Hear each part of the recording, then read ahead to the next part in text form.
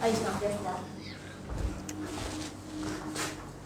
Bueno, hermanos, que el Señor les bendiga. Hoy seguiremos con nuestro estudio de Gálatas. Y el domingo pasado no tuvimos porque teníamos una visita de una hermana que venía de Salvador que nos compartió.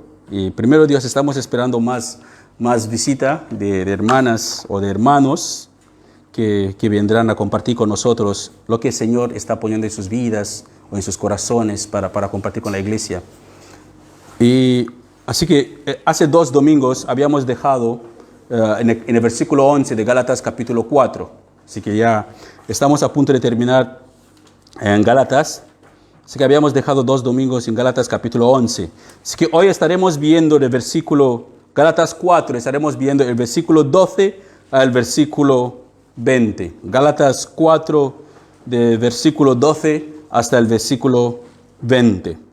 Y como lo podéis ver en la pantalla, el título de la enseñanza de hoy es La verdad duele. La verdad sinceramente duele, pero edifica. La verdad sinceramente duele, pero es necesaria para nuestras vidas. Y la verdad en sí no es algo que a la gente le agrada. Es algo que mucha gente le gustan escuchar la verdad, otras personas no le gustan escuchar la verdad. Así que es lo que había ocurrido aquí con el apóstol Pablo, que Pablo comentó una verdad a los hermanos de la iglesia de Gálatas. Hermanos, quiero que presten atención, por favor, no se distraen. Así que Pablo había contado una verdad a los hermanos de la iglesia de Gálatas, es lo que vamos a ir viendo ahora. Pero eso les causó como un terremoto en su cabeza, porque no quisieron de verdad escuchar esta verdad que Pablo le estaba diciendo. Pero ¿qué era esta verdad? Lo vamos a ver. Pero antes de entrar en nuestro versículo de hoy, o en nuestro pasaje de hoy, antes de empezar, vamos a hacer un repaso de lo que vimos el domingo pasado. Así que el domingo pasado estuvimos hablando de Gálatas capítulo 4, vimos del versículo 8 hasta el versículo 11. Estuvimos hablando de que todos los que han sido rescatados por Dios, todos los que han sido rescatados por Dios, rescatados de la esclavitud del pecado, han sido adoptados o Dios les adopta en su familia. ¿Qué quiere decir?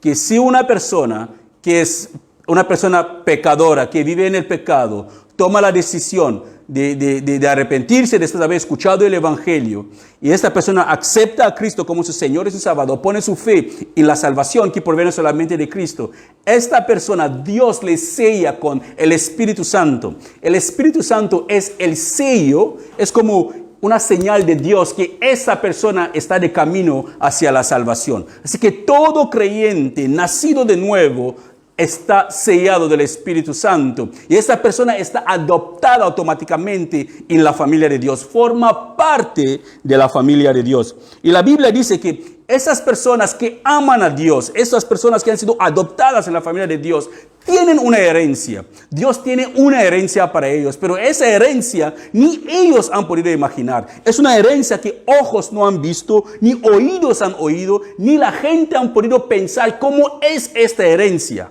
Es una herencia tan espectacular que Dios tiene preparado para aquellas personas que le aman, que es imposible con nuestras mentes humanas imaginar cómo puede ser. Eso, hermano, debería traernos deseo que Cristo vuelva ya. ¿Sabes? Que venga hoy, que no tarde más, que venga hoy. ¿Por qué? Porque estamos hartos, cansados de toda la dolencia que está ocurriendo a nuestro alrededor. Pero eso también nos trae tristeza porque tenemos a muchos amigos y familiares, conocidos y personas en las iglesias que de verdad no están convertidas. Porque si Cristo viene ahora, muchas de estas personas que no están convertidas no irán con Él. Recibirán la vergüenza más grande de su vida. Aprendimos también que no es suficiente decir que conozco a Dios, diciendo que yo conozco a Dios. Como Jesús lo dijo, no todos los que me llaman Señor, Señor entrarán en el reino de los cielos, pero los que hacen la voluntad de mi Padre que está en el cielo. Esas personas son los que entrarán en el cielo. Así que usé un ejemplo que si una persona todos nosotros conocemos quién es el presidente de España, suponemos. Y si vamos a la Moncloa en Madrid, que queremos hablar con él, él no nos dejará entrar, ni los guardaespaldas que están ahí nos dejarán entrar. ¿Por qué? Porque aunque lo conocemos, él no nos conoce a nosotros. Así que hay personas que tienen un conocimiento general de quién es Dios, de que Dios existe, pero no tienen un conocimiento o una relación personal con Dios. A Dios no le importa el conocimiento general que la gente puede tener de Él. Él quiere que tengamos un conocimiento, una relación personal con Él. Por eso que si el presidente de España nos llama por nuestros nombres, oye Marcelo, oye Chepe, oye fulanita tal, venga, es normal que los vigilantes o la guardia que está ahí nos deja pasar. ¿Por qué? Porque el presidente nos conoce. Así que es importante que sea Dios quien nos conoce. Es lo que Pablo estaba plasmando a los hermanos de la iglesia de Gálatas. Que no importa lo que vosotros podéis decir de Dios, podéis decir que sois cristianos, pero quizás Dios ni os conozco. Porque Jesús mismo lo dijo. En aquel día muchos vendrán, Señor, Señor, Señor. Y Él dirá, es que no te conozco. Es lo peor de las cosas que puede ocurrir, hermanos. Imagínate vivir tu vida cristiana, vea, ¿qué tal? Gozoso, aleluya. Y te mueres sonriendo que te vas con el Señor. Y llegas en el cielo caminando, buscando Jesús. ¿Dónde está Jesús? Y le ves por ahí, corres Jesús. Y le tocas y dice, ¿quién eres? ¿Qué haces aquí? No te conozco. Pero Señor, yo iba a la iglesia tal. Sí, pero ibas, pero no te conozco. Es lo peor de todas las cosas. Allí se acabaron las oportunidades. Así que es lo que Pablo está diciendo, que no es suficiente conocer a Dios. Es mejor que Dios nos conozca a nosotros. Así que la pregunta que todos aquí nosotros deberíamos hacernos es, ¿Dios me conoce? Así que cada uno debería tener esta respuesta, porque la Biblia nos dice, podemos saber si Dios nos conoce. Porque dice la palabra que el Espíritu de Dios da testimonio, confirma con nuestro espíritu que somos hijos de Dios. Así que es posible saber que Dios me conoce. Porque su espíritu le dice a mi espíritu, oye, eres hijo de Dios, tranquilo, no pasa nada, lo que te pasó, lo que te está pasando, no te preocupes. Eso es lo que dice la palabra, que el Espíritu de Dios hace con mi espíritu. Tiene una relación con los que son hijos de Dios. Así que cada uno aquí dentro debería tener una relación personal con Dios, no un conocimiento general de quién es Dios. Porque un conocimiento general de quién es Dios, hasta el diablo también tiene. Pero eso no le hace cristiano. Así que hoy veremos la tristeza de un pastor o un líder o un plantador de iglesia, un apóstol, hacia las personas que él mismo les había enseñado la palabra de Dios. Él les había enseñado, pero llegó un tiempo que ellos mismos tomaron la decisión de descuidar sus enseñanzas para seguir falsos apóstoles. Es muy probable que alguien viene a una iglesia que donde no gritan la gente, ni se tira en el suelo, ni hacen como animales, ni con perros o lo que sea, dirá que aquí el Espíritu Santo no está, aquí nada no está, y prefiere buscar a esas personas que le dicen todos los días que Dios tiene un propósito para tu vida, Él te va a bendecir, Dios te va a dar dinero mañana, ya verás, la única cosa que tienes que hacer es declararlo y vas a recibirlo.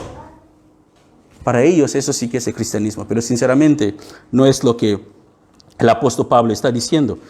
Así que por favor acompáñame, Gálatas capítulo 4, vamos a estar leyendo del versículo 12 hasta el versículo 20. Gálatas 4, de 12 a 20. Así que empezaremos con el versículo 12 a 14. Dice la palabra, si estáis ahí, si no, lo tengo ahí en la pantalla. Dice el apóstol Pablo, es Pablo siguiendo su discurso, donde lo dejamos el domingo, hace 2 domingos, en Gálatas 11. Aquí en el 12, él dice, amados hermanos, les ruego que vivan como yo. Pero eso es una parte, es un poquito tramposo aquí, porque mucha gente, cuando alguien ve donde Pablo dice que vivan como yo, alguien puede decir, uy, ¿quién se cree Pablo? Que es más santo que todo mundo, que está diciendo que tiene que vivir como yo. En vez de decir que vivan como Cristo, está diciendo vivan como yo. Pero más adelante, él explica qué significa la gente tiene que vivir como él. Seguimos. Amados hermanos, les ruego que vivan como yo, libres de esas cosas. ¿Qué cosas? Las cosas que vimos antes. Voy a repasarlo un poquito más adelante. Pues yo llegué a ser como ustedes los gentiles, libre de esas leyes. Ustedes no me trataron mal cuando les prediqué por primera vez. Sin embargo, sin duda, recordarán que yo estaba enfermo la primera vez que les llevé la buena noticia. Aunque mi condición los tentaba a no aceptarme, ustedes no me despreciaron ni me rechazaron. Todo lo contrario, me recibieron y me cuidaron como si yo fuera un ángel de Dios o incluso el mismo Cristo Jesús.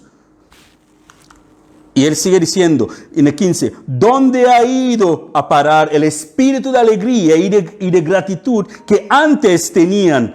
Estoy seguro de que ustedes se hubieran arrancado los propios ojos para dármelos de haber sido posible. En el versículo 16 ahí dice, ¿acaso ahora me volví su enemigo porque les dijo la verdad? Ahí viene el tema de nuestra enseñanza. Esos falsos maestros, él explica una cosa aquí diciendo, esos falsos maestros están muy ansiosos de ganarse el favor de ustedes, pero sus intenciones no son nada buenas. Lo que quieren es aislaros de mí para que ustedes solo presten atención a ellos. 18. Si alguien quiere hacer cosas buenas por ustedes, no hay ningún problema, pero que lo haga en todo tiempo, no solo cuando estoy con ustedes. Y el 19 dice, oh mis hijos queridos, siento como si volviera a sufrir dolores de parto por ustedes. Y seguirán hasta que Cristo se forme por completo en sus vidas. Desearía estar con ustedes en este momento para poder hablarles en otro tono, pero estando tan lejos, no sé qué más puedo hacer para ayudarles. Amén. ¿Qué declaración? ¿Acaso me he convertido en vuestros enemigos por la verdad que yo estoy diciendo? Como les he dicho, es muy probable que muchas de las veces uno intenta explicar algo a alguien y al final, en vez de que la persona acepte la exhortación, se convierte en tu enemigo. ¿Por qué? Porque lo has dicho la verdad. Y la verdad sí que duele. Pero hay un proverbio que dice que el sabio acepta la corrección. Pero muchas de las veces es mejor sinceramente puedo decir que un creyente verdadero no puede dormir con la conciencia tranquila, sabiendo que alguien está yendo al camino de la destrucción y uno se queda súper callado. Será la peor de las cosas que uno puede hacer como creyente. Quedarse totalmente callado y dejar que un familiar, un amigo, un compañero o quien sea, que usted tiene la posibilidad de hablar con la persona para exhortarle, quién sabe, quizás Dios cambia su corazón, pero usted toma la decisión de permanecer totalmente en silencio. Eso es igual que cogerle un cuchillo y degollar a esa persona antes que se muere solo. Eso es terrible. Así que vamos a intentar ver versículo por versículo ahora. Empezaremos con el versículo 12 a 14. Gálatas 4 de 12 a 14. En el versículo 12 a 14,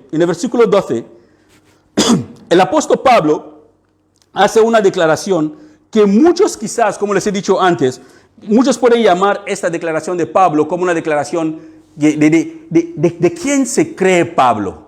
¿Cómo pueden decir que, amados hermanos, les ruego que vivan como yo? ¿Quién es Pablo para ser un ejemplo para vivir? Es un hombre que peca como cualquier tipo de hombres, pero ¿por qué él se usa a sí mismo como un ejemplo? Pero tenemos que tenerlo bien claro, que Pablo no está considerándose más perfecto o un pecador, o que él no es pecador. Él no está diciendo eso. Así que si alguien dice que quiero que seas como yo, tenemos que examinar el contexto en el cual la persona está hablando, que debe ser como yo. Quizás yo puedo decir a alguien que no hay que prestar dinero a la gente que sabes que no va a pagar. Hay que ser como yo. No está diciendo la persona que yo soy más perfecto que tú, pero es que yo no presto dinero, depende de la cantidad, a las personas que sé que no van a poder pagar. O yo no ando con personas que sé que tarde o temprano, si yo les cuento algo de la vida de alguien que está pasando, irán y lo van a cambiar de otra forma hazlo como yo no hago eso. Es lo mismo que Pablo está diciendo aquí. Él no está diciendo que él es una persona perfecta o que es una persona sin pecado. Él no está diciendo que él ya alcanzó un nivel de madurez que los demás hermanos no han alcanzado aún. Él no está diciendo nada de eso. Ni está hablando de las grandes visiones que él ha tenido o de tiempo de oración que él pasa orando y buscando al Señor. Él no está diciendo que tenéis que ser como yo, que soy más santo, soy más bueno, que yo no vivo en pecado. Él no está hablando nada de eso. Pero por la experiencia de la vida que él ha tenido, por su propia experiencia de la vida, Pablo llegó a conocer al Señor y ahí su vida tuvo un cambio drástico. Un cambio que nunca más volvió a ser la misma persona. Cuando él estaba de camino al Damasco, el Señor se le apareció. Él tuvo una experiencia, un encuentro con el Señor. Y su vida cambió para siempre. Así que las cosas que eran antes importantes para Pablo se convirtieron en cosas secundarias. Él ya no se metía en esas leyes judías del judaísmo. Él ya no intentaba de agradar a Dios, intentaba de cumplir con los mandamientos. Él vivía su vida confiando en lo que Jesús había hecho por él. Su fe estaba en Jesús. Su salvación dependía de la obra del Señor Jesús. Él estaba completamente libre de todas las tradiciones judías. Él no tenía ningún deleite en intentar de ganar el favor de Dios haciendo algo para que Dios le mire y diga, uy, muy bien, Pablito, con esto me has ganado de favor. No, su interés no era para intentar agradar a los hombres. La única cosa que tenía en la mente era vivir para Dios en obediencia. Él está diciendo así a los hermanos, sean como yo. Dejan tirado, despójanse de todo lo que para vosotros es importante. Buscad primeramente el reino de Dios y su justicia, y Dios se encargará de las demás cosas. Que vuestra fe sea solamente en Jesús. No intentáis de guardar los días pensando que guardando unos ciertos días Dios os va a amar más, o haciendo ciertas cosas Dios os va a amar más. No tiene nada que ver con esto. La única manera que Dios puede aceptaros, hacerlo como yo, es poner vuestra fe en Jesús. Nada más, que la salvación proviene de Jesús. Así dice él, seáis como yo. Yo, Pablo, estoy muerto a mis propios deseos. Estoy muerto a mis propias pasiones. Estoy muerto a todo lo que esta vida puede ofrecer. No hay nada en este mundo que vale la pena morir por ella. Nada, porque todo es pasajero, todo es temporal, todo proviene de Dios, es para Él. Él creó todas las cosas. Así que sean como yo, que vuestra mirada sea solamente en Cristo y en nadie más. Es el mismo consejo para nosotros. Que nada que está en esta vida, hermanos, condiciona nuestra relación con el Señor. Que las circunstancias, los placeres temporales que la vida provea, que esos placeres no determinan nuestra relación con el Señor. Por eso que dijo lo siguiente después cuando él le dijo que, amados hermanos, les ruego que vivan como yo. Él sigue diciendo, pues yo llegué a ser como ustedes. Yo llegué a ser como ustedes. Él sigue en el mismo versículo 12. Porque en realidad había momentos en la vida de Pablo, no en su vida actual, pero en su vida pasada, antes de convertirse en Cristo, había momentos que él vivía bajo la ley. Él trataba de ganarse el favor de Dios por sus propios esfuerzos. Es lo que hacemos muchas veces nosotros.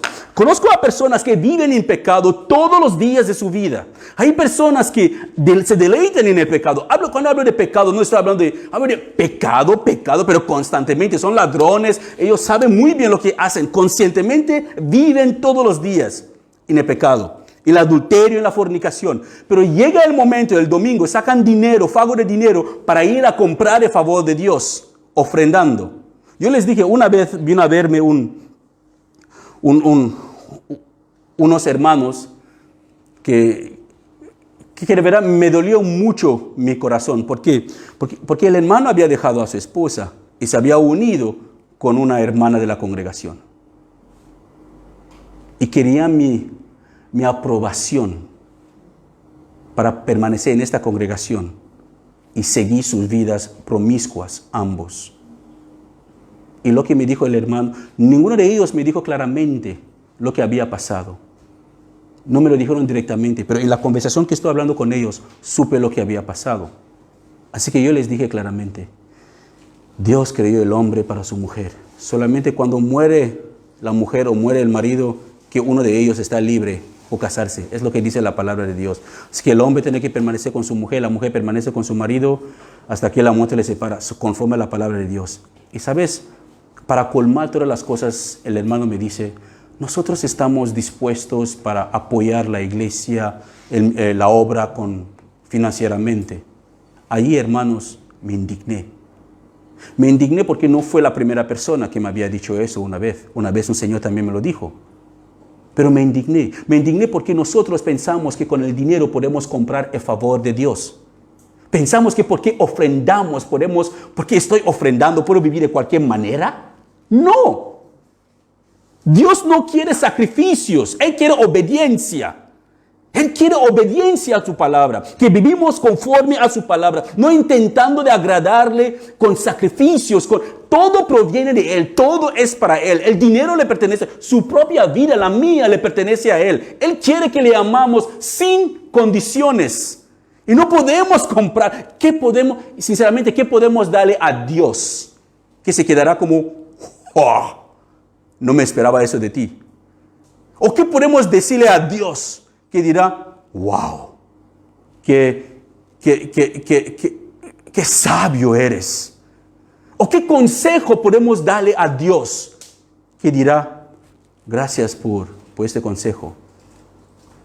Es que no es como el Islam, porque hay un trozo en el Islam que Mahoma confirma que Dios le pidió consejo a él. Un hombre dijo que Dios, gracias a que Dios que no es el Dios de la Biblia, pero su Dios le pidió consejo a él. Pero ¿dónde cabe en la cabeza del hombre que el creador pide consejo a su criatura? ¿O qué puede dar una criatura a su creador? Hermanos, no se engañe, sinceramente. No hay nada, escuche bien, no hay nada que podemos hacer para ganarnos el favor de Dios fuera de Jesús. Nada. Y Jesús mismo lo dijo, si me amáis, guardáis mi palabra. Así que si amo a Dios, debo guardar la palabra que enseñó Jesús. Pero si no amo a Dios, es normal que intento de sobornarle. Pensamos que Dios es como la policía corrupta en nuestros países. No. Así que es lo que Pablo está diciendo aquí. Que es imposible, totalmente imposible, que nosotros pensamos que podemos ganarnos el favor de Dios haciendo alguna cosa. Pablo mismo había tomado la decisión de dejar su vida antigua bajo las leyes y todos esos rendimientos judíos. Él había dejado todo eso. De la misma manera, nosotros tenemos que dejar todas esas confesiones positivas de las iglesias donde nosotros venimos, que nos decían, hay que creerlo, hay que declararlo. Si hablas del diablo, el diablo te va a atacar. Dan más poder al diablo más de lo que él tiene. Si hablas de la muerte, vas a morir. Si hablas de la enfermedad te va a pillar. Hay que declarar, hay que ser positivo. Pero ¿dónde vemos en la palabra? Nuestra fe está en Dios, no en el poder de nuestras palabras. Nuestras palabras son palabras vacías, pero es la palabra de Dios que crea cosas de la nada. Así que no importa lo que nosotros podemos pensar o podemos hacer, si está fuera de Jesús, es en vano. Dios ni lo mira ni lo escucha. Así que nada de eso funcionará. Por eso, hermanos, podemos intentar comprar nuestras entradas. Si nosotros intentamos de comprar nuestras entradas en la ciudad celestial, intentando de guardar la ley o cumpliendo con las obras religiosas, o como algunas personas dicen que, bueno, le pregunta, ¿eres cristiano? No te contesta si son cristianos, te dice que ya me bauticé. Pensando que el bautismo en sí, porque ya me bauticé y ahora puedo vivir de cualquier manera. No, el bautismo en sí, aislado, no salva a nadie. No salva a nadie. Tiene un rol en la vida de un cristiano, pero no salva a nadie. Puedo bautizarme ahora y no, si me bautizo ahora, no debo volver otra vez a involucrarme en la misma porquería que yo me involucraba antes. Porque soy una nueva criatura en Cristo Jesús. Todas las cosas viejas fueron enterradas cuando yo me bauticé. Así que me salí del agua una nueva criatura. Mi vida ya cambia. Así es la manera que nosotros como creyentes tenemos que vivir. Porque tarde o temprano, todo nuestro castillo, si nosotros basamos nuestra esperanza para agradar a Dios en las cosas que nosotros, en nuestras posesiones o en las cosas que nosotros hacemos, si nos basamos en todas esas cosas, tarde o temprano, esas cosas se van cayendo, vamos perdiendo el trabajo. Si mi amor por Dios estaba en mi trabajo, si pierdo mi trabajo, ¿qué pasa con mi amor por Dios? Se va también. Si mi amor por Dios estaba en el dinero que tenía en el banco, si un día el banco me dice que hoy, lo siento, tu dinero ya no está, ¿qué pasa con Dios? Lo dejamos. Si mi amor por Dios estaba porque yo estaba físicamente saludable, mis hijos estaban bien, yo tenía un buen todo me funcionaba bien. Y si las cosas empiezan a funcionar mal, como funcionaba con la vida de Job, ¿qué pasará con nuestra relación con Dios? Igualmente se quebrantará. ¿Por qué? Porque no estaba fundada en la roca sólida que es Jesús, pero en la arena, que son los placeres y las cosas que el mundo nos provee. Así que los versículos 13, se me mezcló. Los versículos 13 a 14 nos hace entender que es normal que un creyente, porque aquí Pablo está diciendo, sin duda recordarán que yo estaba enfermo. Pablo fue a ver a estos hermanos en enfermedad. Él estaba enfermo. Estoy seguro que muchos de vosotros habéis escuchado que dicen que el cristiano, somos hijos del rey y el cristiano no debe enfermarse. ¿A que sí? Seguramente que lo habéis escuchado. Y yo me acuerdo una vez también un hermano me dijo que no, eres hijo del rey. No debes enfermarte. Tienes que declararlo positivamente. Tienes que creerlo porque es tu derecho como hijo. Mentira del diablo. Pregúntale a Job. Pregúntale a Pablo. Pregúntalo a un amigo de Pablo también que se enfermó. Voy a buscar su nombre aquí. Pero pregúntalo a mucha gente en la Biblia. Conozco a pastores cristianos, pastores, verdaderos pastores, que han muerto de enfermedades como el cáncer, en accidente de coche, en aviones que se estrellaron. Entonces, ¿por qué no declararon positivamente para que no se mueren? Conozco a pastores que desde el momento que le diagnosticaron con cáncer, empezaron a hacer como un video de sus vidas cada día durante 2 años. Mi hermana pequeña, cuando estaba enferma, porque ella falleció de cáncer de útero, con 23 años así. Cuando ella estaba enferma, me acuerdo que me llamó mi madre para explicarme, después hablé con ella y me comentó mi madre que la gente de su iglesia estaban orando y creyendo que iba a ser posible. Yo llamé a mi hermana y que, oye, está bien que la gente de tu iglesia oran y creen que Dios puede sanarte. Yo también creo que Dios puede sanarte. Yo lo creo a 100%. Pero no es porque tú eres joven, sino que Dios está obligado a sanarte. Dios no mira nuestra edad para saber, bueno, porque es joven, mi hermana tiene solamente 23 años, le voy a dar 40 años más para que... Dios no mira eso. Dios tiene un plan que se tiene que cumplir. Pero Dios también cambia sus opiniones, a veces cambia su plan. Hay una historia en la Biblia también que Dios mandó a un profeta de hablar con el rey. Le dijo al rey, no sé si era Ezequías, que ordena tu casa porque ciertamente morirás cuando el rey estaba enfermo. Cuando el profeta salió, el rey bajó la cabeza empezó a llorar y suplicando y llorar y suplicando y llorar y suplicando y llorar y suplicando y llorar y suplicando.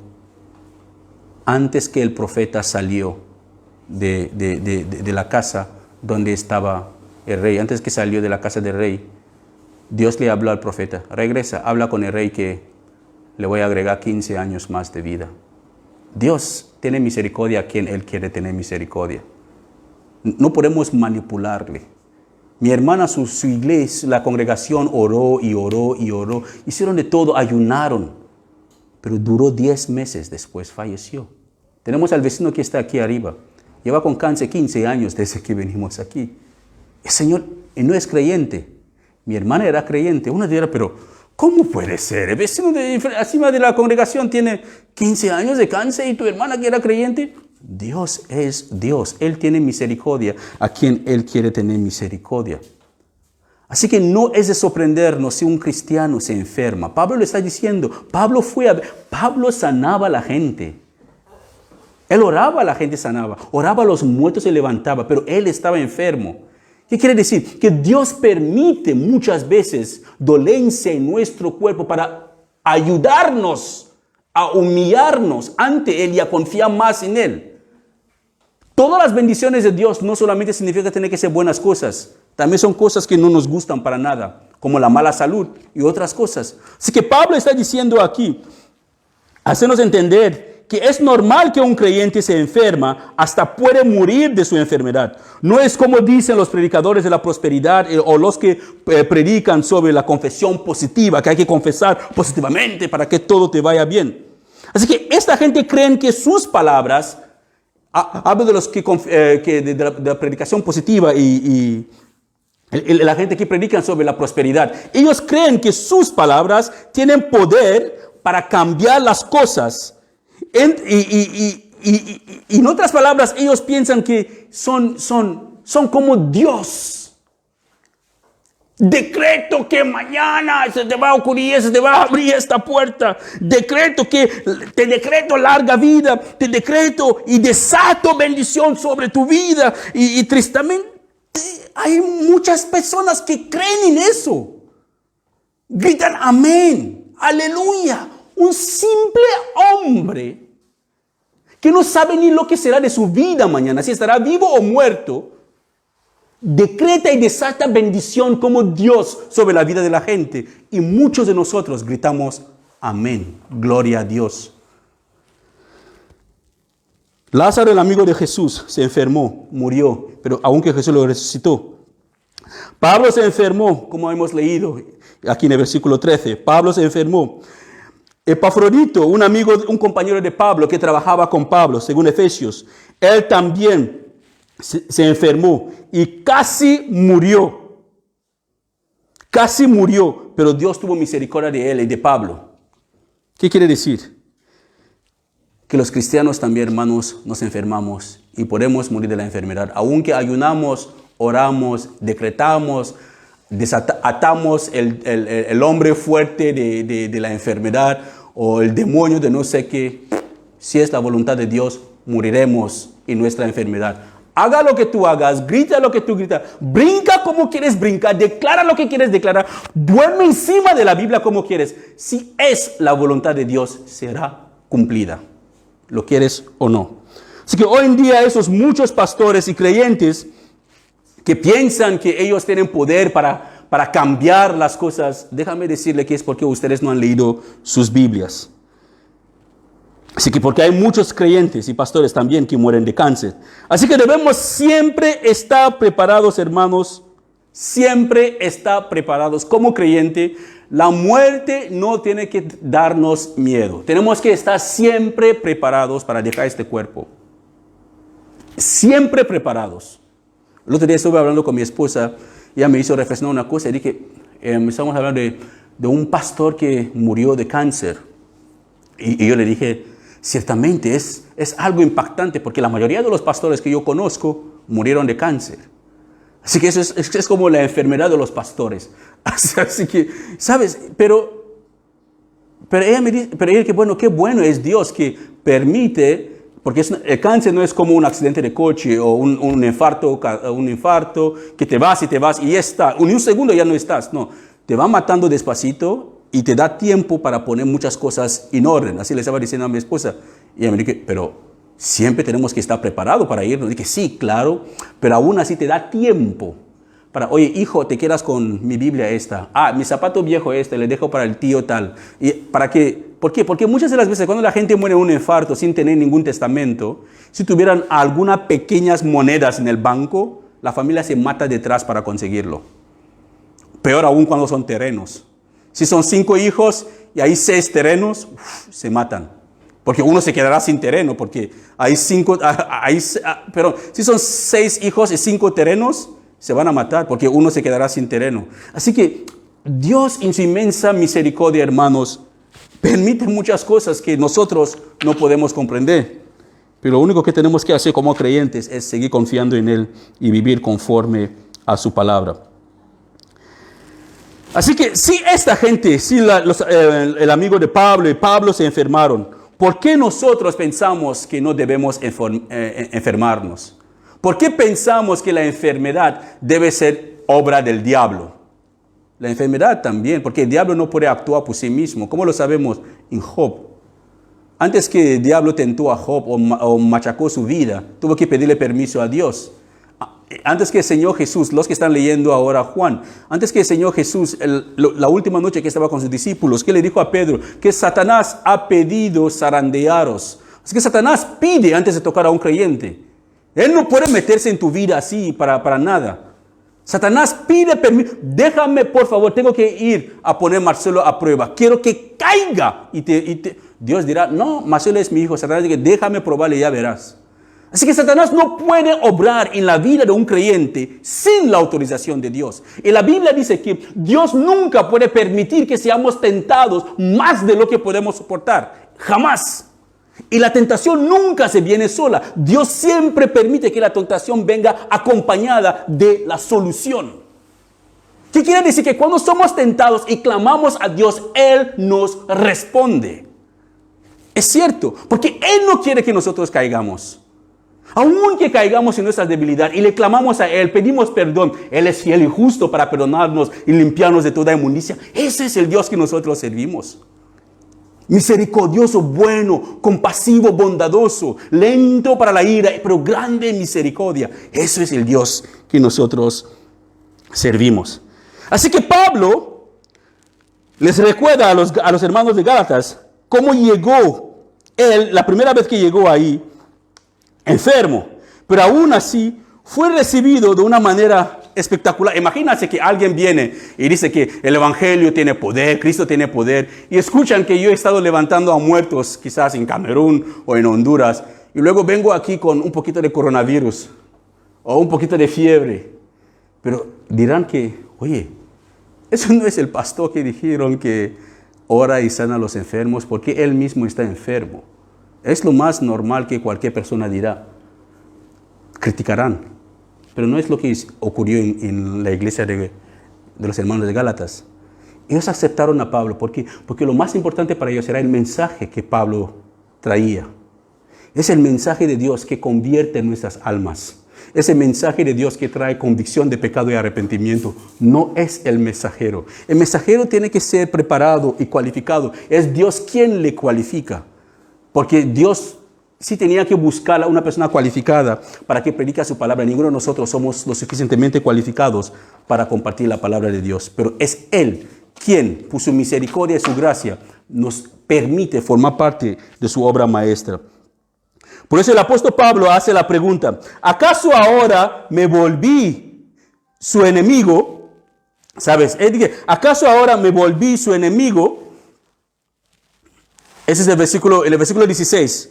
Él hace la pregunta en el versículo 16. ¿Acaso ahora me volví su enemigo porque les dijo la verdad? Como le dije antes, la verdad muchas veces duele. Mucha gente no quiere escuchar la verdad. Cuando tú le cuentas algo de la verdad, se pone como histéricos. Si miramos, hay una exhortación en Efesios capítulo 4. ¿Será 4? Sí, es 4, no 14, perdón. Es Efesios capítulo 4, no 14, lo que ves en la pantalla pone 14, pero es 4. Efesios 4, 15 dice, Efesios 4, 15 dice, en cambio, hablaremos de la verdad con amor y así creceremos en todo sentido hasta parecernos más y más a Cristo, quien es la cabeza de su cuerpo, que es la iglesia. Así que nos está exhortando Efesios 4:15, nos exhorta que tenemos que hablar la verdad, sí. Pero ¿cómo hay que hablar la verdad? Eso es muy importante. Hay que hablar la verdad con amor, porque cuando se habla la verdad con amor, eso trae crecimiento en las vidas de las personas.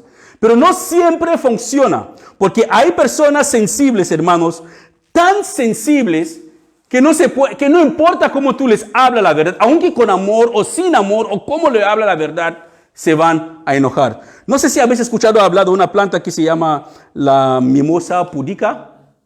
¿La conocéis? Es una planta que cuando la toques así, se encierra, ¿sabes? Es como tímida.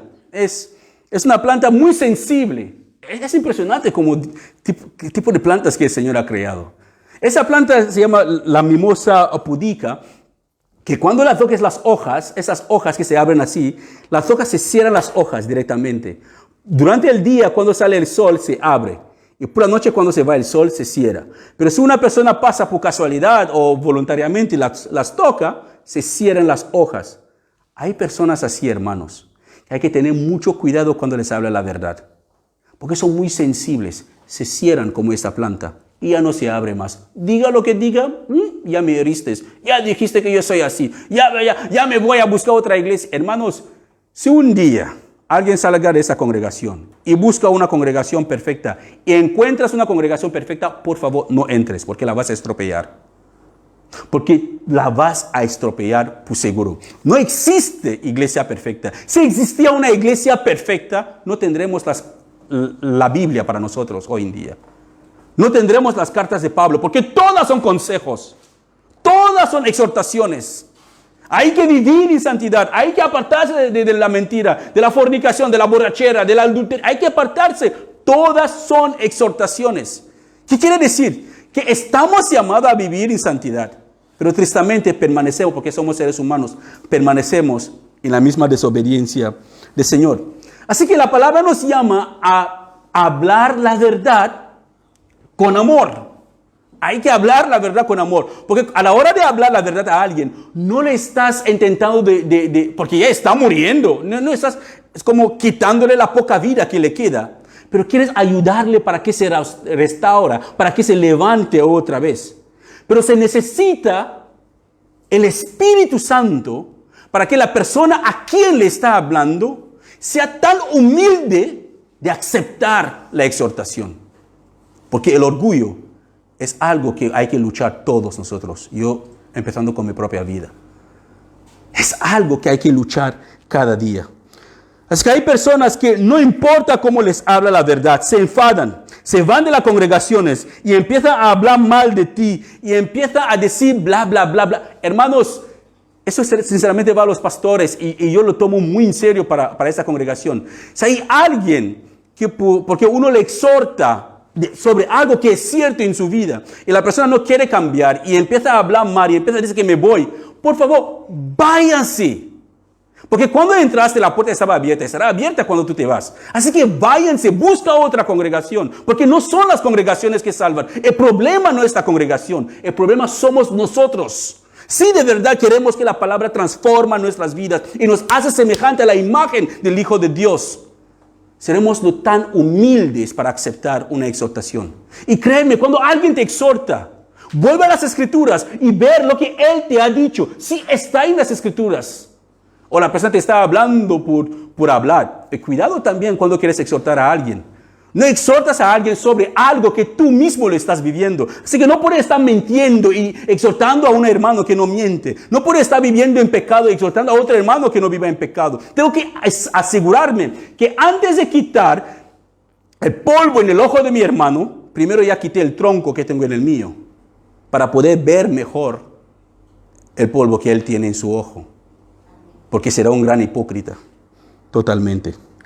Pero si alguien quiere marcharse, déjales hablar, déjales odiarte, pero has hecho lo que debes hacer, has hecho lo correcto, has hecho lo que el Señor te ha llamado a hacer, has sido fiel. Y es todo lo que Dios quiere. Pablo sigue en el versículo 4, versículo 17 a 18. Aquí Pablo habla de esos falsos maestros que estaban ansiosos para ganar el favor de los Gálatas. Pero sus intenciones interiores no era para que los Gálatas lleguen a conocer a Dios. Así es muchas de las veces que no sé si Yo hablo por las congregaciones donde yo me he congregado antes, que usan Malaquías. Hay un versículo en Malaquías que dice que hay que traer tus ofrendas a la alfolí y Dios echará fuera al devorador. Eso lo usa para aterrorizar a los hermanos. Si no ofrenda, vendrá el devorador, te va a devorar. Pero hermanos, es porque lo estamos haciendo por una ganancia personal. Es porque queremos la plata, que las cajas de la iglesia se llenan con dinero. La iglesia del Nuevo Testamento no amenaza a los creyentes para que da. Pablo lo pone bien claro. Cada uno debe dar conforme propone en su corazón. Si quieres dar todo, es tu problema con Dios. Da todo. Si quieres dar, si ganas 1 millón y quieres dar €1, es tu problema con Dios. Gloria a Dios. ¿Quién somos nosotros para decidir lo que otros tienen que hacer con el Señor, con lo que Dios les ha dado? Así que Pablo lo está poniendo aquí bien claro. Así que los falsos maestros tienen la tendencia de torcer la palabra de Dios, manipularla, ¿sabes? Como poner miedo sobre la congregación para que la gente piense, wow, si no doy, el devorador vendrá y me va a devorar y la enfermedad nos apartará. La maldición generacional, el pecado de mi padre vendrá sobre mi cabeza pero no tiene tiempo para leer su Biblia. Tiene una Biblia en casa, pero no la lee. Pero escucha todo lo que le dicen de púlpito y grita amén. Coge hasta préstamos del banco para ofrendar.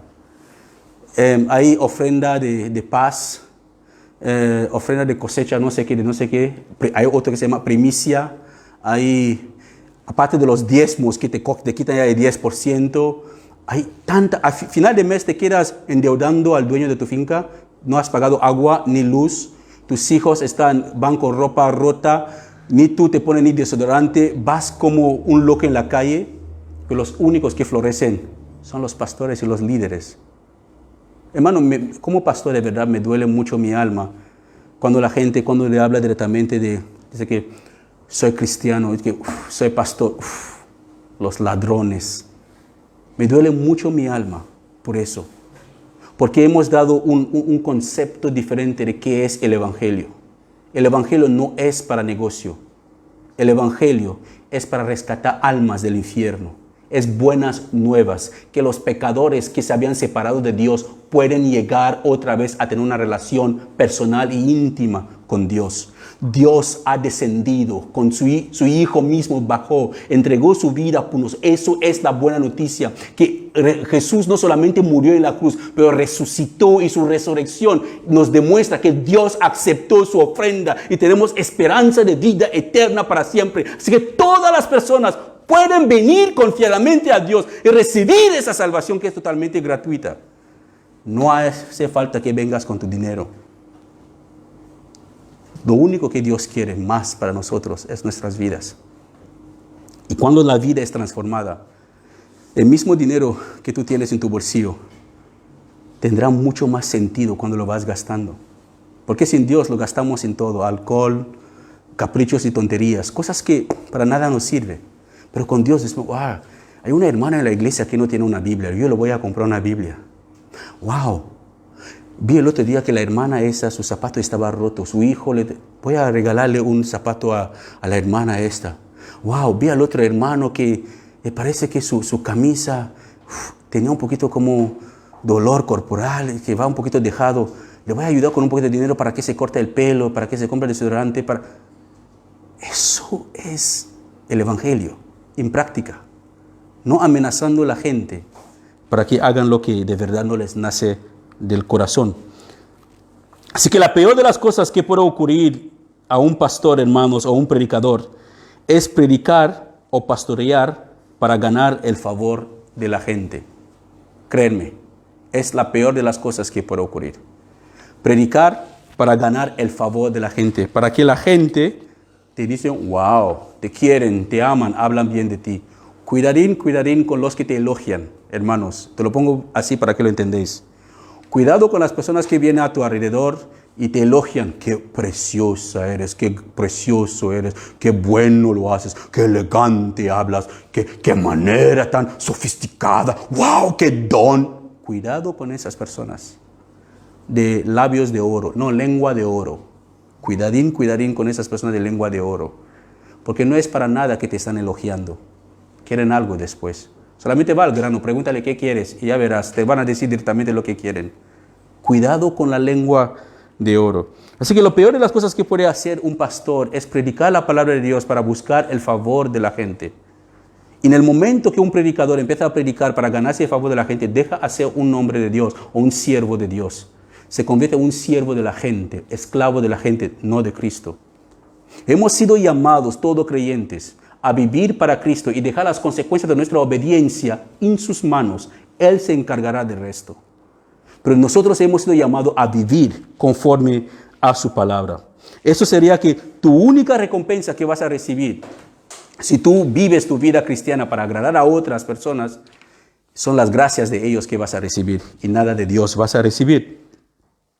Así que todo lo que hacemos en la vida debe ser para la gloria de Dios. Porque todas las cosas, hermanos, escucha bien, todas las cosas provienen de Él, existen por su poder y son para su gloria, y a Él sea toda la gloria por siempre. Amén. Todas las cosas que existen en esta vida, todas las cosas provienen de Dios, existen por su poder y son para su gloria. Por eso que si vivimos, vivimos para Dios. Si morimos, morimos para Él. Cualquier cosa que hagamos, todo debe traer gloria a Dios. Es lo que la palabra nos enseña. Aunque tenemos que vivir, aunque tenemos que morir, que todo trae gloria a Dios. Ya voy concluyendo, hermanos. Así que hemos sido llamados para buenas obras. Escucha bien, nosotros los cristianos hemos sido llamados para buenas obras. Pero recuerden que esas buenas obras por sí mismas, separadas, solamente buenas obras sin Cristo, nos salva. Todo creyente verdadero debe tener buenas obras. Debe ser una persona dadivosa, misericordiosa, bondadosa. Debe que tener el don del Espíritu, el fruto del Espíritu Santo. Todo creyente verdadero. Pero las buenas, conozco a personas que no son creyentes, pero son muy dadivosos. Pero eso no significa que se van a salvar. Conozco a personas que no son creyentes, pero son muy misericordiosos y más misericordiosos que muchos cristianos que yo conozco también. Pero eso no salva a nadie. Así que las buenas obras pues sí nos salvan. Y cuando hacemos algo bueno, eso debe traer gloria a Dios y la gloria debe ser para Dios. Así que lo contrario ocurriría en una iglesia, o lo contrario estaba ocurriendo en la iglesia de Gálatas. En la iglesia de Gálatas es algo diferente que estaba ocurriendo. Los falsos apóstoles hacían sus buenas obras para ser visto por Pablo. Es como si quiero darle 5 euros a mi hermano Alessandro, saco los 5 euros. Alessandro, toma 5 euros para que todo el mundo lo vea. Para que Pablo, wow, le están cuidando. Quizás Pablo no tenía los medios para dar. No todos los pastores tienen la oportunidad de trabajar. Yo, gracias a Dios, que tengo un trabajo circular.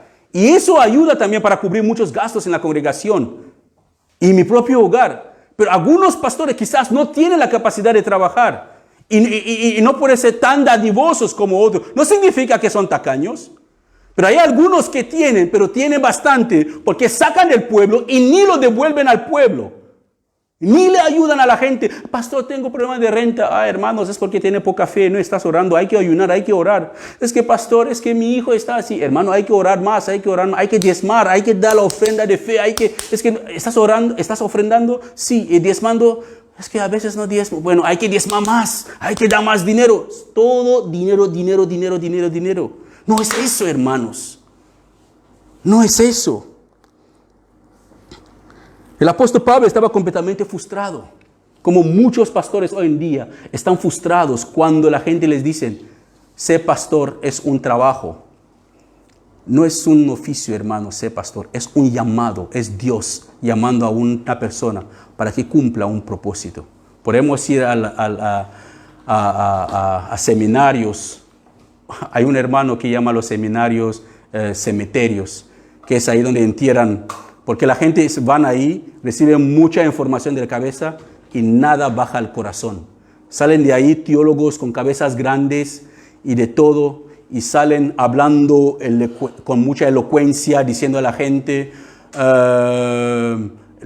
¿sabes qué? La salvación una vez salvo, siempre salvo. No importa lo que tú haces, aunque te quitas la vida, vas a ir al cielo igualmente. ¿Dónde hemos leído eso en la Biblia? Así que se fue al seminario para morir completamente, porque se fue y salió muerto en vez de salir vivo. Terminamos con los versículos 19 y 20.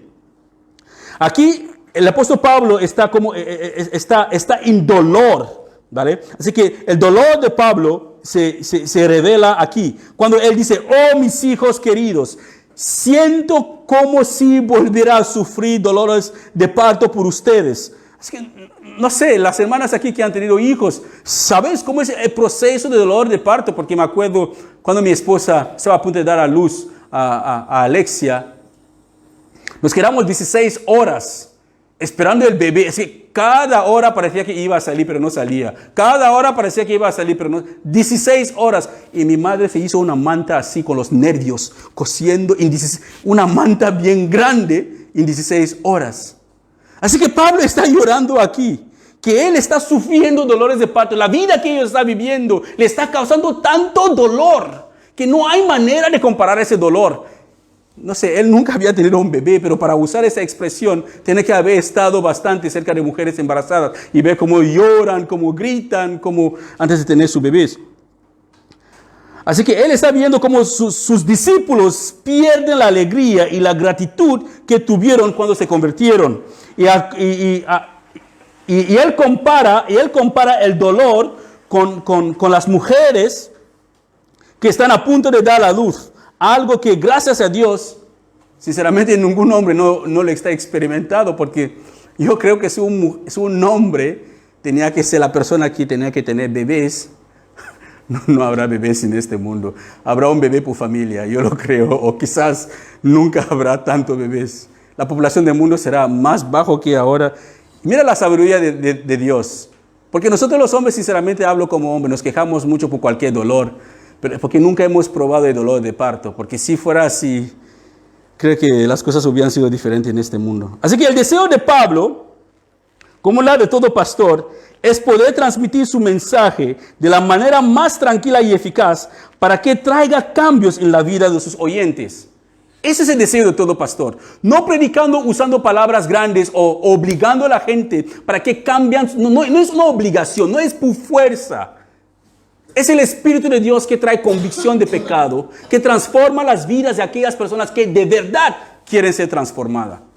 Si tú quieres transformación en tu vida, si quieres cambio en tu vida, Dios ve tu corazón y sabe si de verdad quieres cambiar o no quieres cambiar. Así que ese es el deseo de todo pastor. Ese era el deseo de Pablo, porque los hermanos tenían una alegría cuando se convirtieron. Tenía esa tranquilidad, esa gratitud en su corazón. Pero ahora, ¿qué había pasado? Habían llegado esos falsos apóstoles y trastornarle diciéndole que tenía que circuncidarse. No era suficiente creer en Jesús. Tenía que obedecer la ley de Moisés para ser salvo. No solamente, la fe no es suficiente. La fe en Jesús no es suficiente para salvarte. Dios no se va a agradar solamente con la fe. Y los hermanos se volvieron totalmente trastornados. Así que terminamos diciendo que a veces, hermanos, algunas cosas que merecen levantar el tono de voz. Sinceramente, hay algunas cosas, hay algunas personas que cuando les habla una y otra vez no escucha, porque quizás le gustan ser como la planta esta mimosa, que le mimen, que le cuiden. Hay un momento que sinceramente tenemos que, basta ya y ser de verdad duro. La dureza a alguien no es odio. De alguna manera le estamos ayudando. De alguna manera ayudas a una persona cuando eres dura. ¿Por qué? Porque si somos demasiado mimosos a nuestros mismos hijos, a los que tienen hijos, si siempre es sí, crecerán siendo niños egocéntricos. Ni amor, ni valor, no van a valorar nada en la vida. ¿Por qué? Porque siempre lo habían tenido en el plato. Siempre. Pero si nosotros aprendemos a ser duros, no duros porque odiamos, no, firmes en una decisión, firmes a la hora de hablar a las personas. Dile claramente, hermano, si no paras esta actitud conforme a la palabra de Dios, ahí pecados que sí se sigue practicando en la iglesia, después de 3 avisos a la persona, se habla a la persona, se lleva a otra persona, se habla a los líderes, pero se habla a la iglesia lo que está pasando, no a toda la congregación, pero a los líderes de la iglesia, que esta persona, su vida es así, sí. Si la persona no quiere cambiar, la iglesia en sí tiene derecho de decirle de salir fuera y nunca volver. La disciplina bíblica es bíblico. Es que hay momentos que hay que llegar hasta este punto y decir, hermano, por favor, te entregamos a Satanás, que destruye tu cuerpo, que pase toda la vergüenza. La palabra dice que es entregarle a Satanás, que Satanás le destruye su cuerpo, en el sentido de que pase vergüenza, que se hunde en el mundo. Y después será como el hijo pródigo que voy a volver a la casa de mi padre. Y vuelve a Dios. Y quizás pide perdón y Dios le perdona. Y ya está, le restaura.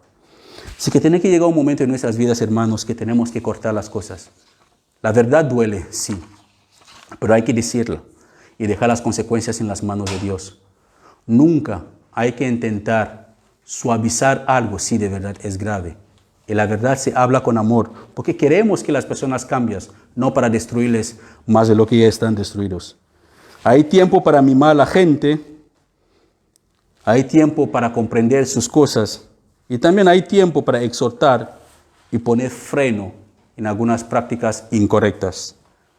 Con eso terminamos con el versículo 20 y si el Señor lo permite, el próximo domingo seguiremos con el versículo 21.